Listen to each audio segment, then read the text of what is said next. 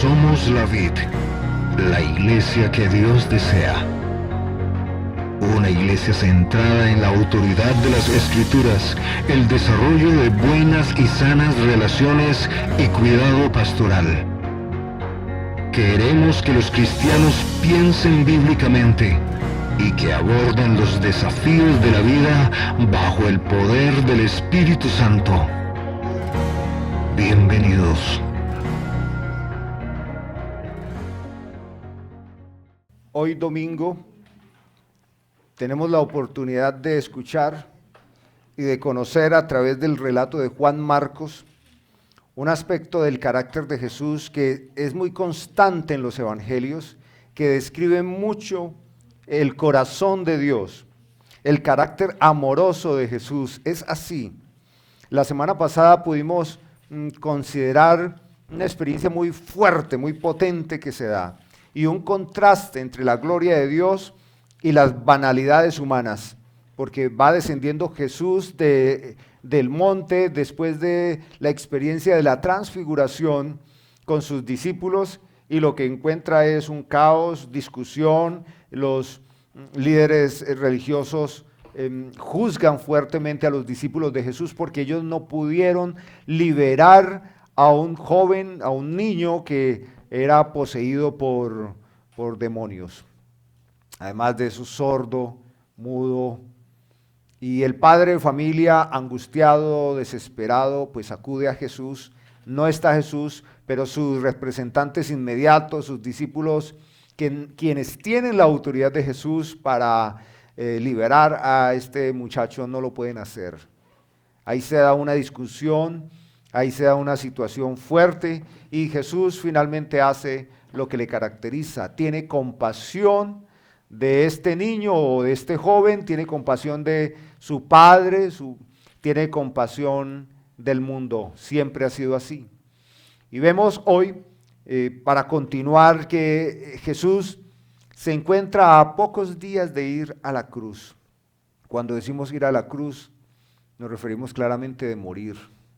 Morir, eso es un término, un concepto, eso es un tema que no es bueno hablarlo, emocionalmente no nos atrae, es fuerte, es difícil.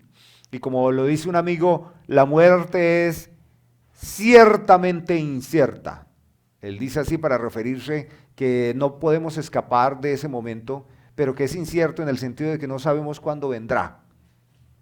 Pero hay alguien que sabía el día, la hora, el momento de su muerte, y no solo sabía, sino que se conducía día tras día hacia ella y preparaba el camino en la mente, en el corazón, en la disposición de los discípulos para que así se viviera. Es la descripción sencilla que hace Juan en el capítulo 1, a partir del versículo 11, cuando afirma que Jesús a lo suyo vino. Es que en realidad Jesús vino a eso. Él vino a morir y a dar su vida, y su vida por muchos, como vamos a considerar en esta mañana. Cierre sus ojos, ore al Señor y pídale a Dios que le dé la oportunidad de escuchar la voz directa de Dios y el mensaje de Dios para su vida. Estamos en esta mañana delante de ti, oh Dios, y no tiene ningún provecho estar aquí sin tu presencia, y no tiene ningún provecho para nuestra realidad de vida si tu palabra no es comprensible. Y te ruego, Señor, que elimines de mí las distracciones y los motivos errados, y que hoy pueda escuchar tu palabra. Espíritu Santo, dame la capacidad de escuchar el mensaje que tienes para mí. Te lo ruego porque es mi necesidad. Lo pido en Cristo Jesús. Amén. Muy bien, hermanos. Voy a leer en favor de ustedes. Hoy nos encontramos en Marcos capítulo 9 a partir del versículo 30. En esta versión de mi Biblia tiene como título: Jesús anuncia otra vez su muerte. Saliendo de allí, caminaron por Galilea y no quería que nadie lo supiera. Jesús no quería que nadie supiera que ellos estaban dando un camino por ese lado. Pues enseñaba a sus discípulos y les decía: el Hijo del Hombre será entregado en manos de hombres y lo matarán, pero después de muerto resucitará al tercer día. Pero ellos no entendían esta palabra y tenían miedo de preguntarle. Vamos a continuar con el otro texto, pero por ahora me detengo aquí. Entonces, este es otro trayecto que se da. Jesús ha liberado a este joven de este espíritu diabólico que le destruía físicamente, que le limitaba físicamente. Los discípulos se van como apenados, como achicopalados, y en el camino le van preguntando a Jesús, Maestro, qué pena con ellos y qué vergüenza contigo. No pudimos liberarlo. ¿Por qué no pudimos? ¿Por qué no? Si nos diste autoridad. En otras ocasiones huyeron al sonar de tu nombre, a la orden que les dimos, pero ¿por qué no pudieron? La respuesta que Jesús les da es la siguiente: este género no sale sino con oración. En otras versiones le añade oración y ayuno. Así que esta es la respuesta que da Jesús frente a la impotencia de los discípulos, sentir que ellos no pudieron ser parte en la solución de una situación grave cuando Jesús lo hacía sin ninguna dificultad y ellos ya habían vivido esa experiencia. Y bueno, Jesús les explica esto y se van caminando. Y van caminando y ahora Jesús centra su interés es en ellos, en los discípulos. Como dije hace un momento, Jesús va camino a la muerte.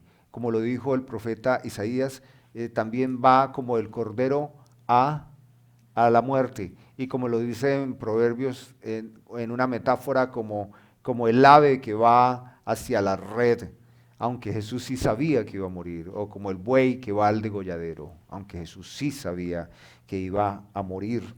Así que Jesús centra su atención en aquellos que ama, en aquellos que ha escogido y con quienes ha estado discipulándolo casi 3 años. Hay una preocupación en Jesús y es cómo ellos van a vivir esta experiencia, cómo van a interpretar, cómo la van a sufrir, porque efectivamente Jesús va a morir. Él va a morir. Y la experiencia de la muerte de una persona es trágica, es potente, es cruel, impacta terriblemente la vida de los seres queridos, de quienes le rodean. Todo esto lo sabe Jesús. Él sabe que ellos se confunden, sabe que ellos se dispersan, él sabe que ellos son temerosos y que todavía son muy ambivalentes en el mensaje. Esto es que todavía ellos esperan en Jesús el libertador en términos meramente humanos. Esto sigue pasando a día de hoy porque a día de hoy la mayoría de las personas invertimos nuestro esfuerzo y nuestra devoción para rogar al Señor que Él nos asista en lo que es un problema para nosotros hoy. Fíjense que para la mayoría de los creyentes el tema de la eternidad no es algo tan problemática o que le angustie. Rara vez encontrará usted a alguien que viva afligido preguntándose, Señor, ¿qué será de mí en la eternidad? Porque un cristiano bien fundamentado entiende que el Señor le ha salvado, que Jesús le tiene en sus brazos, que nada le arrebatará. Como dice Pablo, ni la vida, ni la muerte, ni ángeles, ni principados, potestades, nada le apartará del amor de Cristo. Más bien el creyente está preocupado por las dificultades que hay aquí. Y yo sé que cada uno de ustedes y yo a veces estamos más preocupados de lo que deberíamos, más angustiados, más ansiosos de lo que deberíamos. Y ahí Jesús en alguna ocasión trató de disipar esa angustia a los creyentes, diciéndoles, confíen, descansen, confíen en el Señor, confíen, confíen. No se angustien por el mañana, no se preocupen por el mañana. Pero los discípulos, aún ellos, se preocupan pensando que la nación de Israel está bajo yugo de Roma y que Él es el Salvador, el Libertador, Él es el Mesías esperado y como que lo que ellos creen es que las soluciones terrenales serán la máxima. Y no es, hermanos. Y tengo que decirles a ustedes que sus problemas y mis problemas, lo que no tenemos, lo que tenemos, lo que nos pasa o lo que quisiéramos que suceda, todo eso no es el mayor problema, la mayor necesidad o en lo que deberíamos invertir más parte de nuestro tiempo, rogando al Señor o demás. Salieron de allí, de ese ruedo del impacto milagroso y de ese padre que recibe consuelo y de ese hijo que se va liberado. Y que ese niño o ese joven es liberado para nunca ser poseído por demonios. Así que su padre está satisfecho. Y ellos salen y van caminando por Galilea, van caminando y Jesús quiere como que la gente no lo siga, que la gente no lo ocupe, que las multitudes no lo ocupen. Ya les ha dedicado mucho tiempo visitando en las aldeas y manifestándose en misericordia, ya lo ha hecho, pero ahora Él se centra en sus discípulos. Mire, esto me recuerda a mí que aunque podemos nosotros tratar de abarcar, servir y a muchas personas, siempre tenemos unas responsabilidades primarias a las cuales debemos atender, ¿cierto? Sobre todo los padres de familia, debemos recordarnos lo que dice las Escrituras, que el que no provee para los de su propia casa es peor que un incrédulo, es como alguien que ha negado la fe. A veces podríamos desenfocarnos, distraernos y no concentrarnos en lo que es nuestra responsabilidad primaria. Esto lo vemos en Jesús. Muy de vez en cuando nos dice los evangelios que Jesús quería como escapar con ellos y que en algún momento Él escapó de las fieras intenciones de apedrearlo la multitud. Pero en este momento Él quiere salir del montón, del grupo de gente, porque Él tiene una preocupación acerca de sus discípulos. Lo describe Juan Marcos, pues enseñaba a sus discípulos y les decía, con este término, el Hijo del Hombre será entregado en manos de hombres y lo matarán. Imagínense usted que esa noticia le llegara a su casa. Hay muchos colombianos a los que les ha llegado esta noticia. Grupos crueles, de gente mala, egoísta, centrada en ideas personales, han desterrado personas, han amenazado personas y les han dicho, si no se va, le quitamos la vida. Y en otros casos les han dicho, les vamos a quitar la vida. Y así muchas mujeres se han quedado sin su esposo, padres, hijos sin padres o padres también sin hijos. Así que podemos decir que muchas personas han tenido esta experiencia de recibir una noticia tan amenazante como esta. Pero ahora es Jesús mismo el que les dice a ellos. Ahora, pues puede ser un impacto si se entiende claramente que Jesús dice que va a morir. Pero según el texto, parece ser que los discípulos no lo entienden así. Bueno, venga, recuerde que los discípulos están acostumbrados a una pedagogía de Jesús que se expresa en una didáctica. ¿Cuál es? Que Él habla por medio de comparaciones, parábolas. Y en varias ocasiones los discípulos no comprendieron de qué se trataba la parábola, así que ellos van y le preguntan, maestro, ¿qué quisiste decir con esto o aquello? Y Él se sentaba en algún lugar y les decía, vengan, les voy a explicar. Esto significa esto, y aquello significa esto, y ellos quedaban tranquilos. Parece ser que cada vez que Jesús les decía a sus discípulos que Él iba a la muerte, ellos asumían que eso era una comparación, una parábola, una metáfora o qué sé, pero ellos no habían asumido claramente que Él iba a morir. Y entendemos humanamente que morir es el fin de una persona, ¿o no? Parece que ellos no lo interpretan así.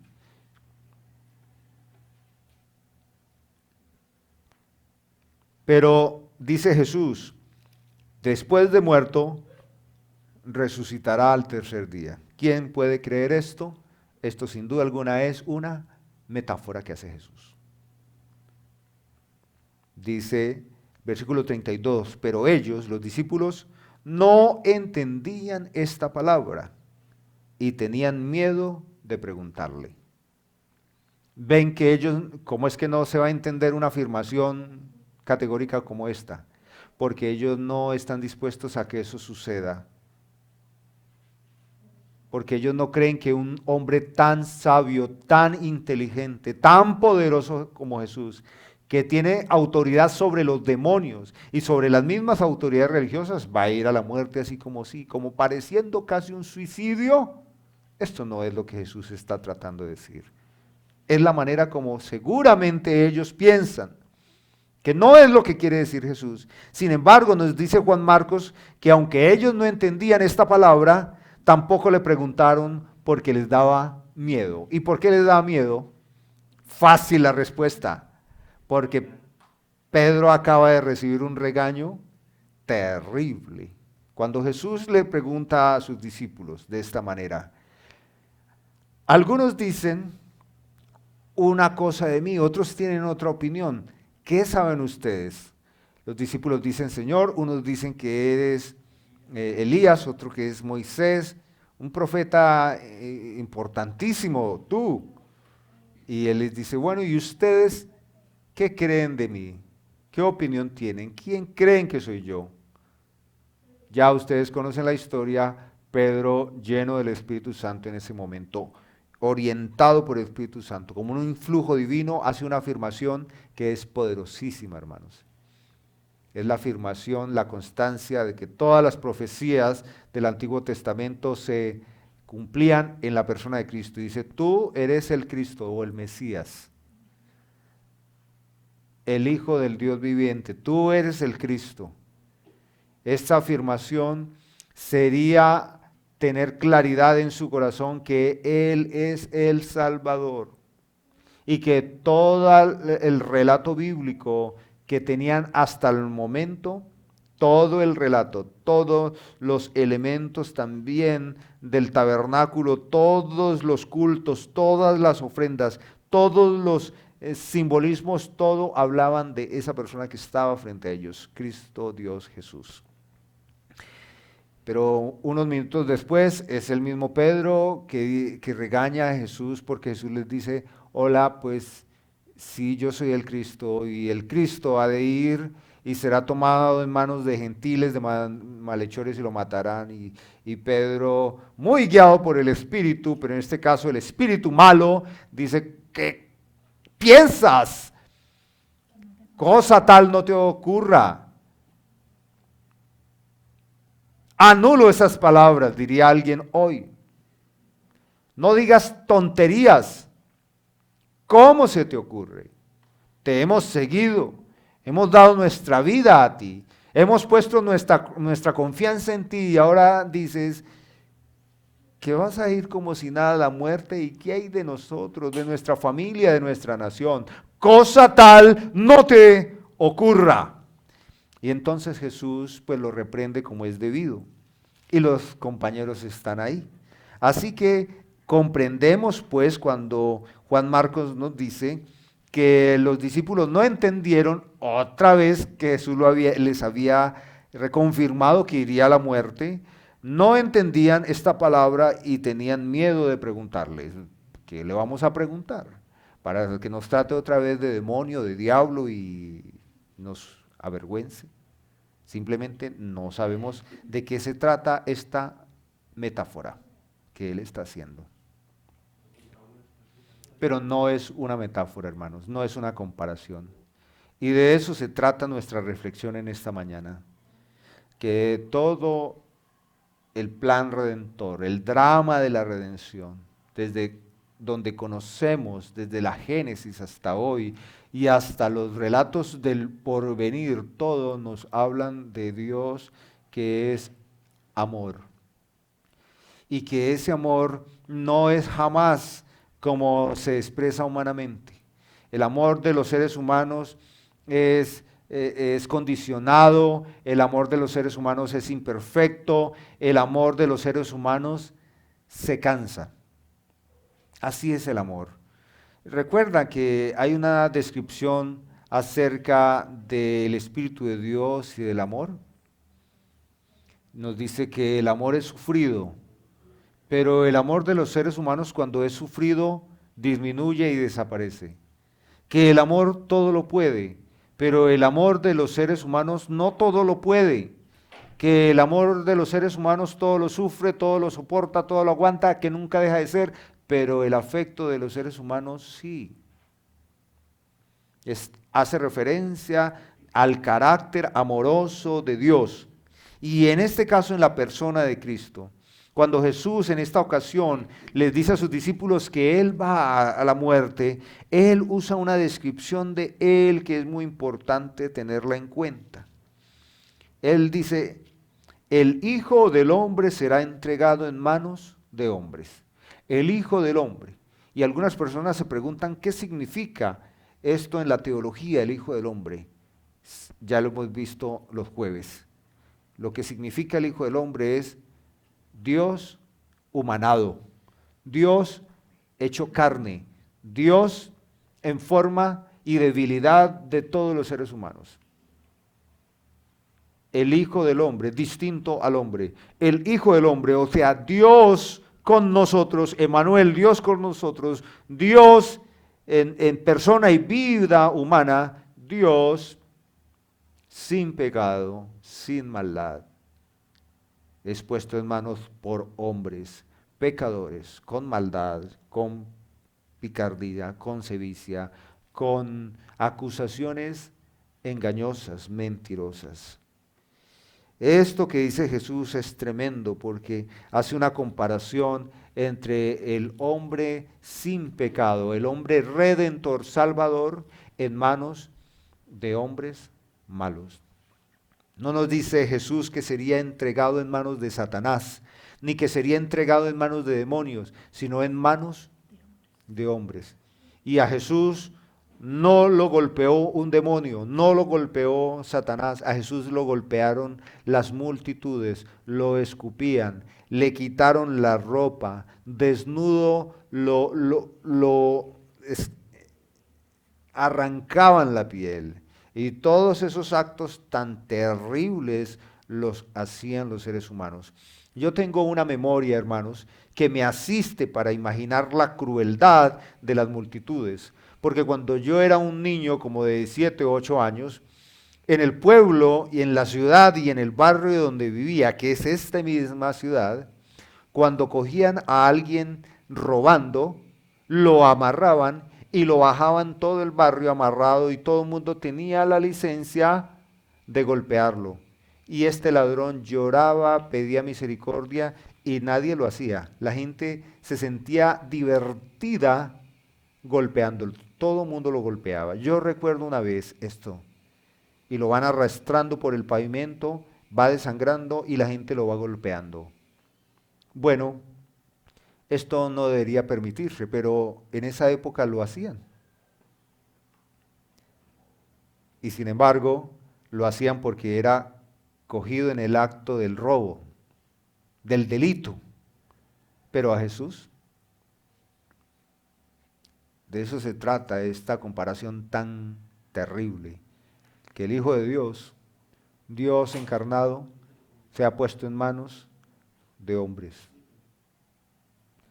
Me hace recordar cómo describe la muerte del primer mártir. Cómo dice que los pequeños, hasta los más ancianos, todos ahí, con una adrenalina ni la más tenaz, se quitaron la ropa para que no les estorbara y buscando las piedras más afiladas las lanzaban con toda la fuerza sobre el cráneo de Esteban para matarlo. Ese es el hombre. Por eso considerar un amor perfecto en el hombre no es posible. Ese es el afecto del hombre. Bien, el Hijo del Hombre será entregado en manos de hombres, lo matarán, pero al tercer día resucitará, morirá. Este es un relato que para las personas que no creen en el Evangelio y no creen que la Biblia es la palabra de Dios, para ellos esto es un tipo de mitología o de textos vagos, espiritualistas, que carecen de lógica y de verdad. Pero ¿por qué el Señor Jesucristo tiene que morir? ¿Por qué no hay otra manera? Dios en su capacidad gloriosa podría diseñar otra manera de salvar a los seres humanos? Lo que sucede es que nosotros no podemos dimensionar la gravedad del pecado, porque hemos nacido en pecado, hemos vivido en pecado, y nos parece que el pecado es más bien un tema de malos comportamientos o de errores. Sin embargo, el juez justo, en quien no hay ningún error, él condena el pecado de esta manera. Él dice que la sentencia penal, el costo o la paga del pecado en justicia es muerte.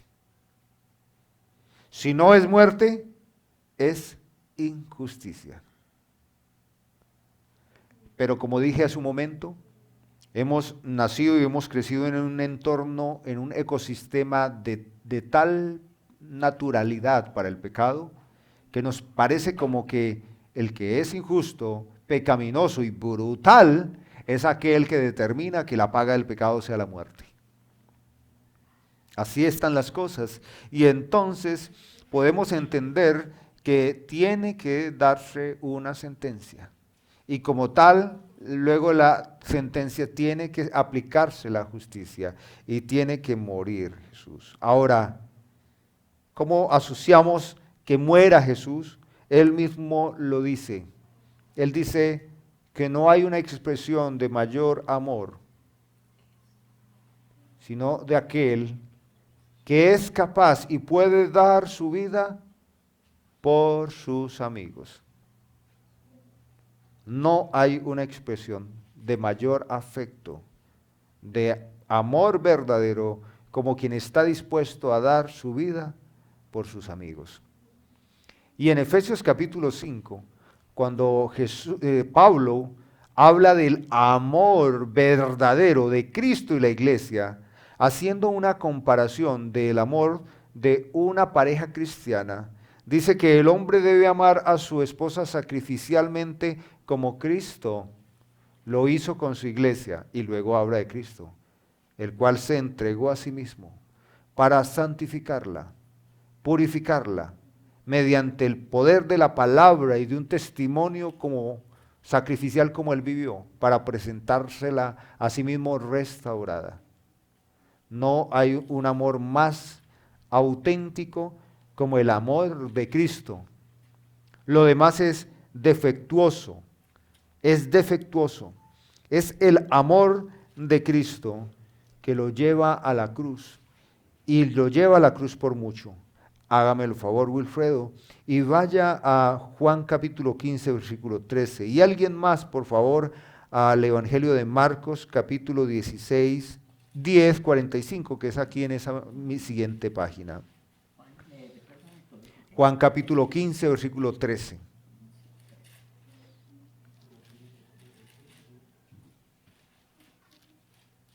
Juan 15:13. Nadie tiene mayor amor que uno ponga su vida por sus amigos. Gracias. Nadie tiene mayor amor que alguien ponga su vida por sus amigos.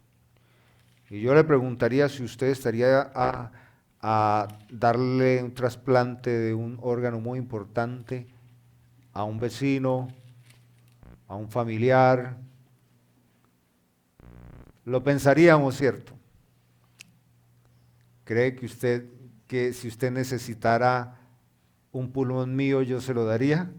¿Qué cree? No diga nada, por favor. Pero cuando Jesús hace esta afirmación, lo que Él está diciendo es que es el amor de Él, manifestado en la muerte. Así que aunque la muerte es un tema duro, difícil de conversarlo, y humanamente es algo desagradable, no hay manifestación más hermosa y agradable que Jesús, Él mismo se despojó, la kenosis, ¿no? Siendo en forma de Dios, dice. No tuvo en cuenta esto como algo a que aferrarse. ¿Y por qué no? Porque el gran amor inexplicable, incomprensible para nosotros, el gran amor de Jesús, superó todo. ¿Qué es todo? No solo el terrible dolor físico. En Isaías 53 nos dice que Él llevó, ¿qué? Nuestros dolores, nuestras aflicciones, nuestras enfermedades. Él llevó toda nuestra maldad. Él sufrió la injusticia de llevar sobre sí el pecado de muchos. ¿Y esto cómo se entiende? Es un amor que solo describe a Dios. Nunca es posible algo así humanamente. Aunque quizás alguien pudiese dar la vida por otra persona o pudiese dar un órgano vital, esto ciertamente es afecto, pero no podría llevar el pecado de nadie. Y es que el problema más grave de los seres humanos es el pecado. Es el pecado. Lo demás solo son expresiones del pecado. Estamos en Juan Marcos, capítulo 9.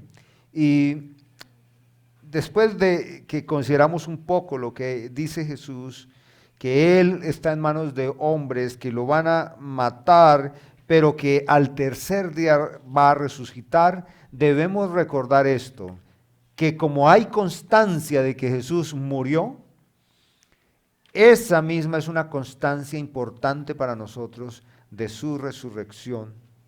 Ahora, puede que para algunos esto sea una falacia, pero para nosotros como cristianos es verdad. Él ya lo había anunciado. Él se apareció públicamente a sus discípulos, a sus mujeres discípulas, y también se apareció a muchos y estuvo con ellos más de un mes, con pruebas indubitables, pruebas irrefutables de su resurrección.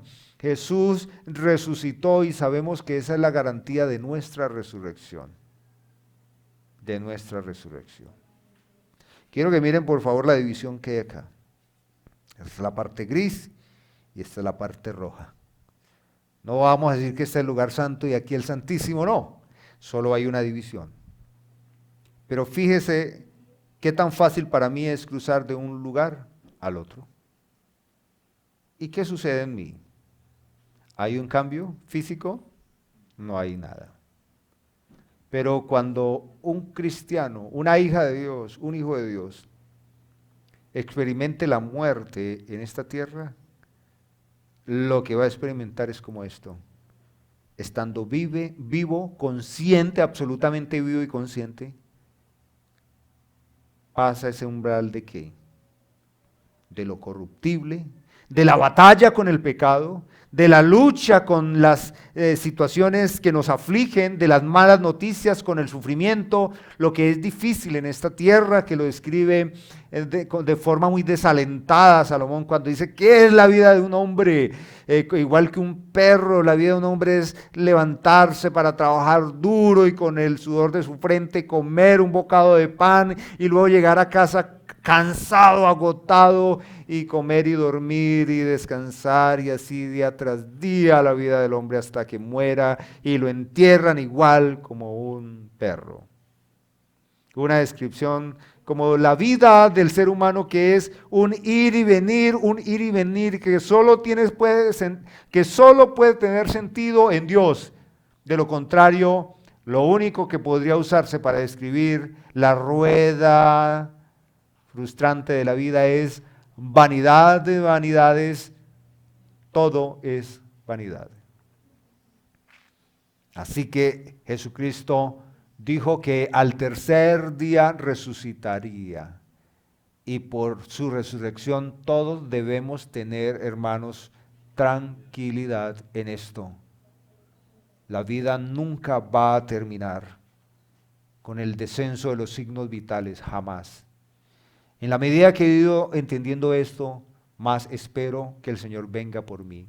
Esto lo digo verdad. Y no porque piensen ustedes que tengo ideaciones suicidas o depresión, no la tengo. Tiene que ver con una comprensión mayor que me asiste y me permite no ser mal estimulado o engañado por el miedo o el temor, sino más bien confiar en esto, que un día las cosas serán perfectas, mientras vivo en la imperfección de mi pellejo, confío que Cristo resucitó, y ese debe ser, hermanos, su confianza. Esa debe ser, por supuesto, su teología, su escatología, no del fin de los tiempos, sino del comienzo de la vida eterna para el creyente. Amén. Amén. Ese es el amor de Cristo, que Él dio su vida por nosotros para, con el poder que tenía Él por ser Dios, resucitarnos a nosotros. Bendito sea el nombre de Dios. Así que caminando iban y Jesús les iba hablando de estas cosas, pero ellos, teniendo miedo de preguntarle, callaron frente a Jesús, pero dentro de ellos sí discutían.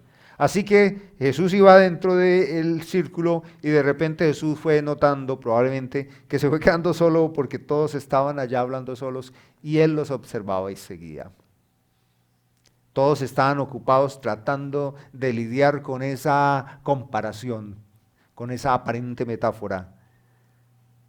Llegó a Capernaum y cuando estuvo en casa les preguntó a sus discípulos, a los que tenían miedo y por lo tanto no le preguntaban: ¿qué discutís entre vosotros por el camino? Pero ellos callaron, no le respondieron, porque por el camino habían discutido entre sí sobre quién había de ser el mayor. ¡Ay, qué necedad! ¿Notan ustedes? En el camino seguramente que ellos coinciden en que Jesús efectivamente no está hablando de ir a morir, sino que Él está haciendo una comparación seguro de una muerte como líder de la calle y que ahora sería líder en el trono. ¿Me hago entender? Jesús ha pasado 3 años predicando, liberando y sanando a las personas, pero no es parte del Sanedrín ni es el rey de los judíos social, políticamente. Así que ellos podrían concluir que Jesús dice: voy a ir, voy a estar en manos de hombres, voy a morir y al tercer día voy a resucitar. Estoy tratando yo, hermanos, de comprender cómo los discípulos concluyen lo que han dicho. Y muy probablemente ellos concluyen: esto es una comparación que Jesús hace, lo que pasa es que ahora en breve vendrá el reino. Seguramente Jesús va a ir a Jerusalén, se va a manifestar gloriosamente, va a echar fuegos artificiales por todos lados, poder y gloria, va a destruir los poderes humanos y vuelve Jerusalén a la gloria como fue con David. Y se cumple la promesa que Dios le hizo a David y tendremos un reino eterno. Pero a mí me parece que ustedes no están como tan preparados para ser ministro del Interior, ministro de Educación, ministro de Minas. Debemos organizarnos. ¿Quién será el segundo al mando? ¿Quién podrá acompañar a Jesús en el ministerio?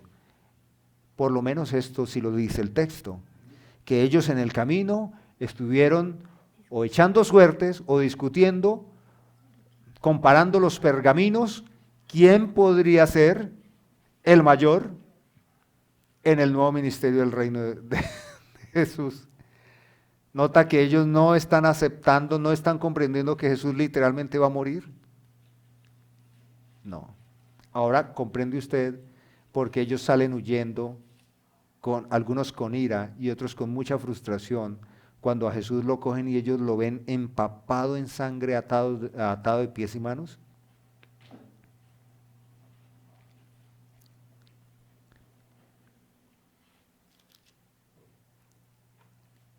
Entonces Él se sentó, llamó a los 12 y les dijo: mire la misericordia de Jesús, la paciencia con ellos. Oh, hijitos, no habéis entendido de qué se trata. Y esta forma de conversar de Jesús, que sí es una comparación, va a hablar de la razón por la cual Él va a salvar, o sea, por qué Él va a ir a la cruz. Porque cuando pensamos en salvación tenemos que reconocer que ese término está estrechamente ligado al otro, muerte. Porque sin derramamiento de sangre no hay remisión de pecados, o sea, no hay justificación a nadie. ¿Por qué razón? Porque el juez supremo justo y verdadero dice que la paga del pecado es muerte. Entonces se sentó con Jesús con sus discípulos, quienes están tratando de organizar cómo será el reinado. Y Jesús le dice, si alguno quiere ser el primero, será el último de todos y el servidor de todos. Y tomó a un niño, lo puso en medio de ellos y tomándolo en sus brazos, una actitud amorosa, una actitud muy íntima, una actitud muy paternal, les dijo, el que reciba en mi nombre a un niño como este, me recibe a mí, y el que a mí me recibe, no me recibe a mí, sino al que me envió, al Padre.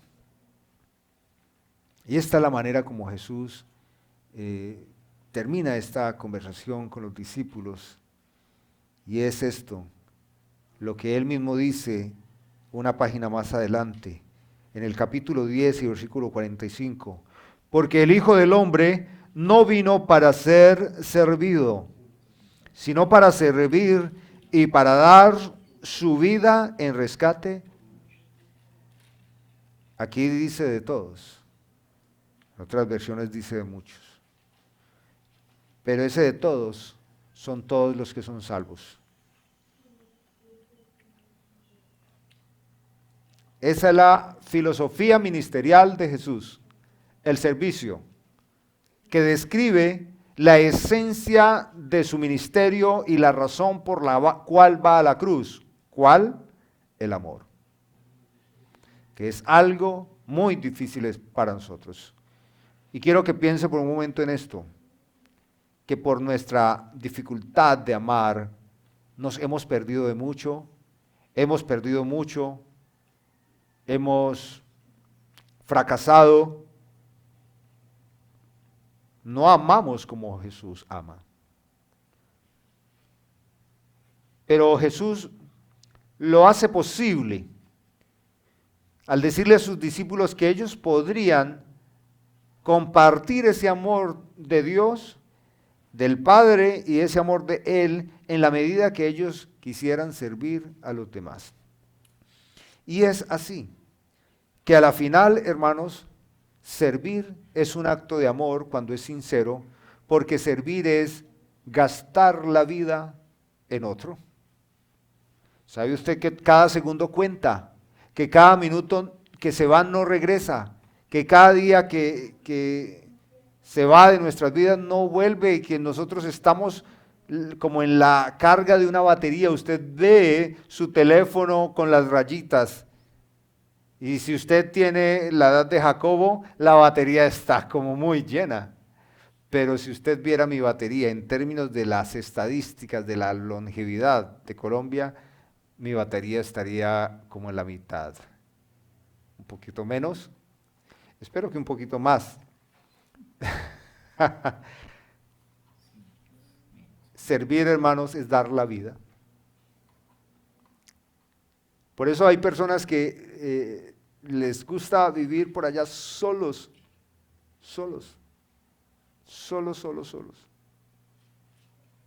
Y hay personas que solo sirven si eso tendría una retribución, si en algo podría redimir el esfuerzo. Si alguno quiere ser el primero, será el último de todos y el servidor de todos. Claro, no piense usted que el Señor está mandando a sus discípulos a hacer cosas que ellos no podrían, sino que en realidad la manera como se describe en el reino, el testimonio de una persona es que exprese amor sirviendo a los demás. Y al tomar un niño, hay que tener en cuenta que un niño no es una referencia de santidad, de una persona pura. Un niño no es una referencia de alguien que tiene el cielo ganado, porque si así fuera, a los niños no se les evangelizaría. Un niño es tan pecador como un adulto. es igualmente pecador como un adulto y necesita que le proclamen el Evangelio con todos los elementos didácticos posibles para que en él haya una comprensión clara de que necesita a Dios. Entonces los niños no son referencias de santidad, no. Lo que sucede es que un niño, y a día de hoy, pero en esa época, pues expresaba limitaciones físicas, expresaba vulnerabilidad. Un niño en esa época no hacía parte de ninguna conversación de adultos, ni tendría preferencias. Casi se parece un poquito como en algunos contextos culturales de hoy, donde, por ejemplo, en la mesa al padre de familia le ponen más cantidad, ¿cierto?, de alimentos, y a los niños menos. Uno entendería que eso es por condiciones anatómicas y más. Pero también en ciertas culturas no solo alimentos, sino que hay un sentido de honra y de credibilidad más al adulto, y a los niños se les entiende que están en etapas de formación y no se les pone trabajos pesados físicamente y demás. Sin embargo, en la cultura del momento en el que Jesús toma a los niños, un niño es como un engendrito, como alguien que está hasta ahora en un proceso y que no se entiende formalmente como una persona. Así era más o menos que se juzgaría a un niño. Por lo tanto, los niños no tenían tantas virtudes o lugares sociales. De ahí que cuando hablan de Jesús a los 12 años, notamos esto, que Jesús está dentro de la sinagoga hablando del reino, hablando de la gloria de Dios, y los rabinos están muy, muy admirados.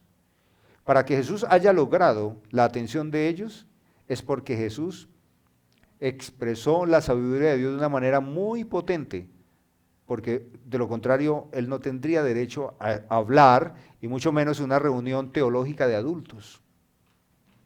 Bien, es que el servicio no puede ser condicionado a lo que podrían volvernos, darnos. Por eso Jesús usa como ejemplo a un niño, y no solo a un niño, sino que lo toma en sus brazos, para dar un mensaje no verbal, muy potente.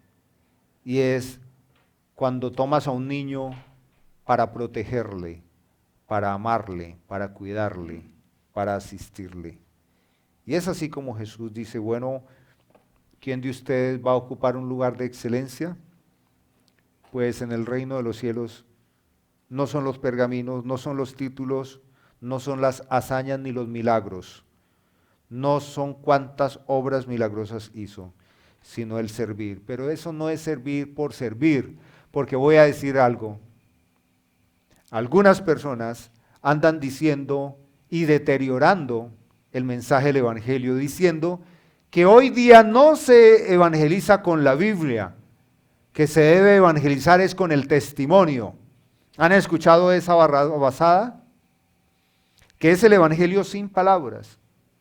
Y uno pregunta, ¿y cómo se entiende eso? ¿De qué se trata? Dicen, no, eso no es decir versículos ni predicar en un púlpito, sino ir y llevarle comida a los pobres, ir a los hospitales. Esa es la manera. Y se apoyan en algunos textos de las Escrituras, como por ejemplo en Ezequiel o en Isaías, donde habla del verdadero ayuno, donde Dios confronta la injusticia, la hipocresía. Ellos les dice, ¿qué es el verdadero ayuno? Que se llenen de silicio, de ceniza, de polvo, que se pongan ropas ásperas, que lloren como locos y que se victimicen públicamente. Y dice, no es el ayuno, más bien que liberen a los cautivos, que ayuden den comida y pan al huérfano, a la viuda. Ese es el verdadero ayuno. Y luego presenta una promesa y dice que si cambia esa manera de vivir la fe, la luz del Señor le alumbraría y entonces Dios le escucharía. Pero no hay que usar las diferentes afirmaciones bíblicas para distorsionar las Escrituras. El Evangelio se presenta con el Evangelio, y el Evangelio es el mensaje de Jesucristo. Porque si el Evangelio se presenta sin el Evangelio, sin las Escrituras, ya no sería evangelio sino altruismo. Y conocemos de muchos altruistas que son ateos, aquellos que están gobernando las agendas liberales y que tienen grandes organizaciones para llevar comida a las personas, asistencia social a la gente, pero aborrecen a Dios. Entonces, el Evangelio tiene que ser presentado integralmente. Es asistir la necesidad de la persona, sí se puede, dentro de las capacidades que tiene la iglesia, pero con el Evangelio. Porque recuerden que Jesús multiplicó el pan para personas que ya tenían hambre, estaba avanzado el día y no tenían dónde comprar. Pero al otro día le sorprendieron a Jesús, lo encontraron al otro lado del río porque ya los jugos gástricos reclamaban desayuno. Entonces la actividad social es como un abismo sin fondo, nunca acabará. Los pobres siempre estarán. Pero creo que el mensaje de Jesús de asistir tiene mucho que ver con una verdadera comprensión del amor. El amor en el servicio, y que ese amor en el servicio está directamente asociado con que la gente conozca a Jesús. Si alguno quiere ser el primero, será el último de todos y el servidor de todos. Y tomó a un niño, lo puso en medio de ellos, lo tomó en los brazos y les dijo: el que recibe en mi nombre, esto de mi nombre es que lo recibe para servirle desde el Evangelio de Jesucristo. Que recibe en mi nombre a uno, niño como este, me recibe a mí, o sea, me sirve a mí.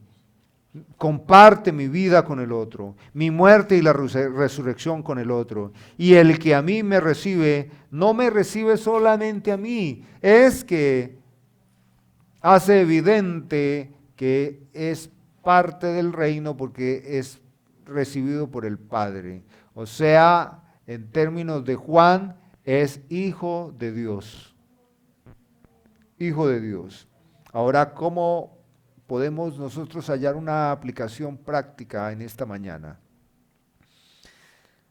No podemos desequilibrarnos, hacer de la iglesia una organización meramente social. No podemos nosotros desequilibrarnos, ser una organización religiosa del texto, pero no de la praxis. Y pienso yo, hermanos, que la manera más apropiada y ligera en la que podemos nosotros expresar el amor de Dios y la práctica del amor es desde el interior de nuestro hogar. Vayamos al hogar, vayamos a la casa, identifiquemos las necesidades espirituales, las necesidades materiales, las necesidades de disciplina, identifiquémoslas, presentémoslas al Señor en oración, tratémoslas con el hogar y avancemos como familia. Porque no es consistente, nunca es consistente. Familias o personas que quieren ser o son misioneros, pastores, evangelistas, y su familia es un desastre. Sus hijos deteriorados, su cónyuge deteriorado, y aún así más fregados son cuando, para no asumir la responsabilidad de lo que no han hecho, ahora culpan a los demonios y a Satanás diciendo: es que estamos pasando mal porque como estamos sirviendo, como estamos evangelizando, entonces los demonios están bravos y nos están atacando. Es que tengo mis hijos deteriorados, pero es porque como le he servido al Señor, entonces el diablo no ha estado tan de acuerdo y nos ha atacado. Mentira, falsedad. Siempre las promesas de Dios han sido de proteger nuestras familias cuando nosotros estamos reaccionando conforme al corazón de Dios. Esta es la realidad de las cosas. Podemos tratar de engañar a la gente, pero no podemos engañarnos a nosotros mismos y mucho menos a Dios. Entonces creo que el Señor nos ha dicho en esta mañana que Él fue y murió, y que murió bajo injusticia, pero que al tercer día resucitó. Así que no tenemos una fe meramente histórica y muerta, hermanos. Nosotros tenemos una fe viva porque Jesús resucitó. No quiero que ninguno de ustedes esté angustiado por qué será mañana, qué comeremos, beberemos o que si moriré. No, hermanos, esos no son temas nuestros. Y además recuerde que nosotros tenemos vida eterna porque Jesús resucitó. Y lo que Jesús dice es, no se preocupen por eso. Eso no es su tema. Eso es la soberanía de mi Padre. A ustedes les queda expresar el reino de Dios aquí, amándose unos a otros, sirviéndose unos a otros. Amén. Póngase de pie, precioso Padre, estamos en esta mañana agradecidos, Señor. Tú eres bueno con nosotros. Gracias por hablarnos a través de tu palabra y guiarnos. Señor, ¿qué podemos decir? Que tú eres nuestra fuerza, tú eres nuestro consuelo, tú eres nuestra vida, Señor. Y tú eres la mejor referencia de cómo podemos gastar nuestra vida, el tiempo que nos tengas aquí sirviendo, Señor. No hay amor más grande que el que hiciste tú, que diste tu vida por nosotros. Gracias, Señor. Hoy reconocemos que tu palabra es viva, es eficaz y que ella nos orienta para esta semana.